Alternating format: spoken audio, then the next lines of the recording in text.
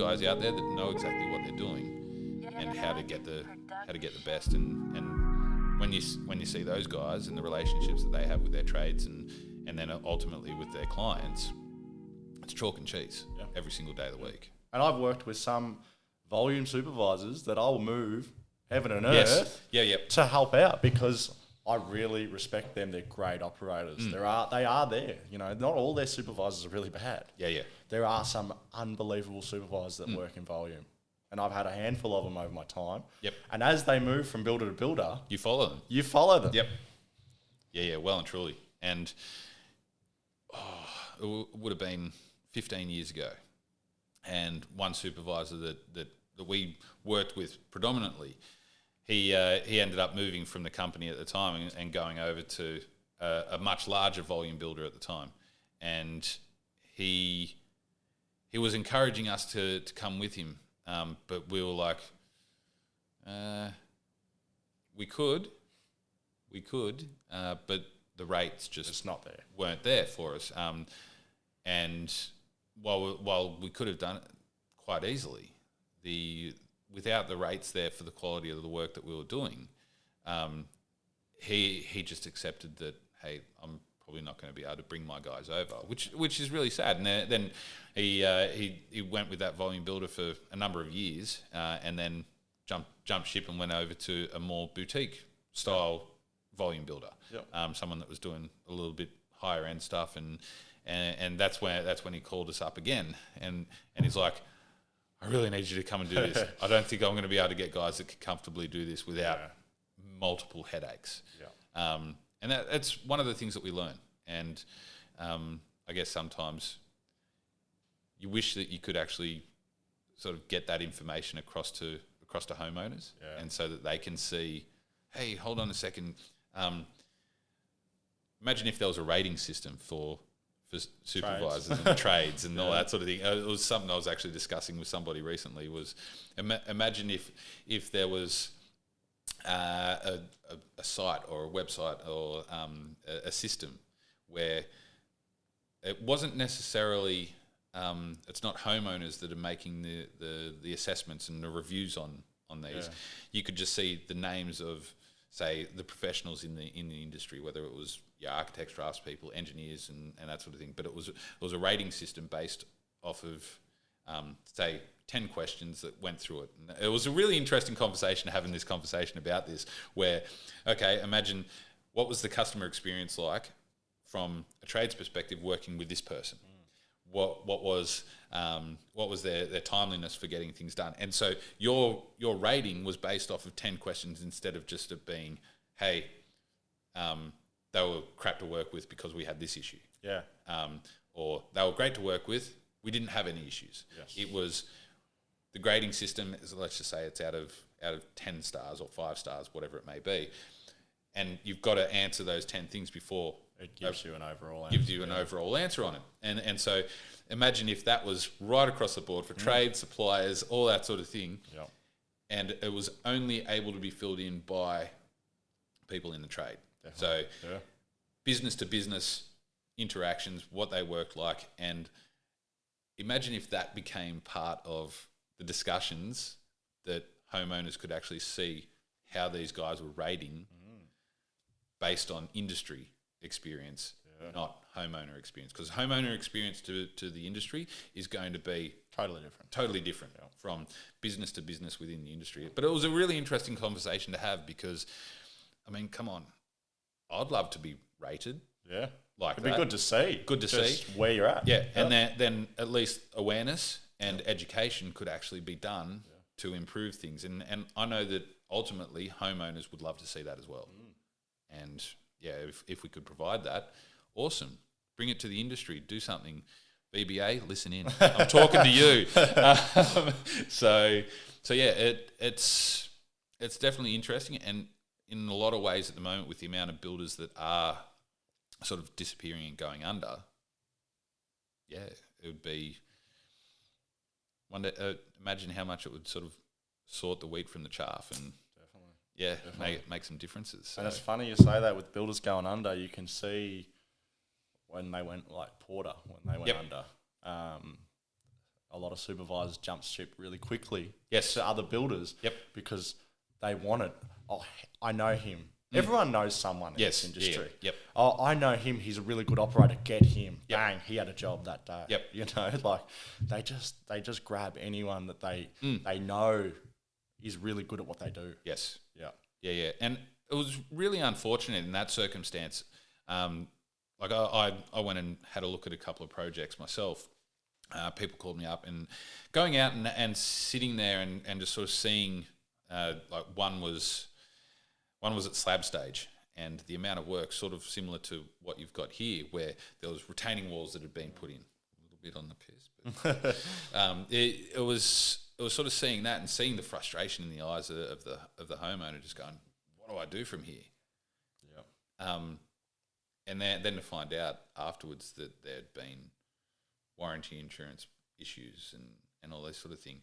The writing was on the wall with these guys a lot earlier, but nobody was actually drawing any attention to it. Yeah, it's a worry, and yeah, I mean we're seeing it with others sort of going down, and every day we're hearing of. I'm hearing of at least 3. Yeah, which is scary, and that's just in Victoria. The rest, now I'm starting to hear of things in WA and South Australia where there's issues over there, and how many builders are actually going to be left? Yeah, it's scary. It's a scary thought, you know, and I don't know. I don't know what the answer is, because at the end of the day, Porter going under, for instance, no one saw that coming. There was no word at all. It was just that morning. I remember I was on site and I came across the radio and I went, holy crap. Yep. Porter, Yep. you know, they're massive. They're massive. Huge. Yep. It's like one of your big 3 going under. Yeah. You know? Yeah. Yep. You're Definitely. Like, what? And all the trades that were involved in that, and they've all lost so much money. It's too crazy. much money. It's crazy to think about. Yeah. And how that's affecting the rest of the industry. Okay, these guys might have they've lost a lot of money because they're not going to get paid from any of the work that they've done for that particular company. But afterwards, then they're going out to other guys, and then how much are they being assessed for what work they're doing, and how much are they sort of sitting around going, oh, I'm a little bit worried about doing this, and that sort of thing is coming up all over the web at the moment. So Facebook, dodgy builders websites, not pages, whatever they're called, and you sort of see it, and you see, has anybody worked for these guys? And in there, that's a big concern when you see the amount of names that are sort of being pulled in there. I'm starting a project for these guys. Should I be worried? Yeah. And then there's mountains of people saying, hold on a second, before you do that, these guys, they take like 3 months to pay you, or 6 months to pay you. And if that sort of thing's happening, the writing's on the wall before even going there, that if that's taking them that long to pay people, how far behind are they? And if they're that far behind, which owner are they robbing the money off of to pay for a previous build? Yep. And that's the scary thing that I'm seeing so much now. And I know Porter were doing it coming up to liquidation. And you see there's a few builders still doing this same thing. They'll have a job. Let's say it's at frame stage. There'll be no one on site. Then all of a sudden, they pump that through to the next stage. Yep. Then it sits there again. Yep. And they take that money to pay for the next build, to pump that from frame to lock up. Yep.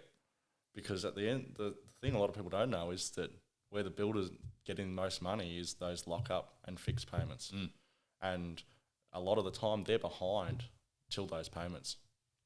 Yeah. Well, the outlay is massive. The outlay is massive, and probably one really good example of the amount of outlay that we start talking about. And people jump up and down about the size of the size of the progress claims that come through during a build. Like if you're just working with a volume builder and they've got their 5 or 6 stage claims, just the standard method A payment structure.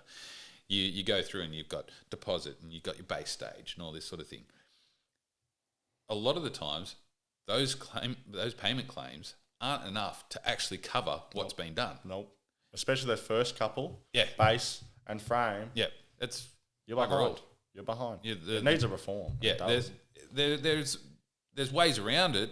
We obviously know that, but if you've got a builder that's coming in with method B and they're stipulating different payment claims, they've got a reason for that. Yeah. And a lot of ways that's for the cash flow to make sure that your build's going to be done in a reasonable amount of time.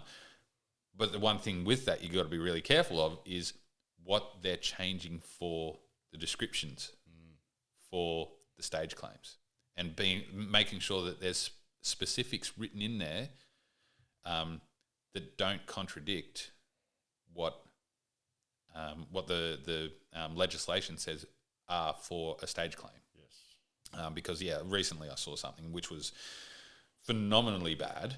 Was a lockup claim was given to a client, and the lockup claim itself, the definition that they'd written in there using method B was to say for a lockup what legislation says that it has to have all the cladding on, doors on, roof on, windows in, all this sort of thing. Yes.